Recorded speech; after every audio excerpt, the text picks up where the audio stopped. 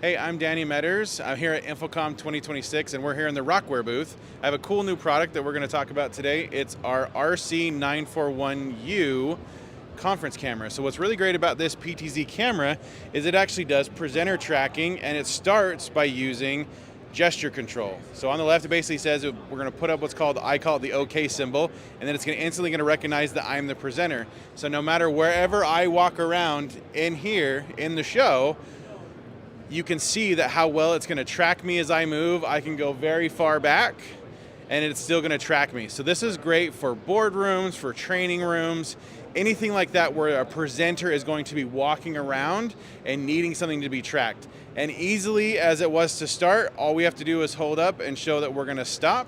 It's instantly going to see I'm ready to stop. The reason why it takes a little longer to do it when it stops is basically because a lot of people like to talk with their hands, and so we want to make sure when people are doing that it's not accidentally going to turn off. So what's really awesome about this is it's a dual camera, so you have panoramic and then also a 12-time optical zoom, 4K at 60 frames per second.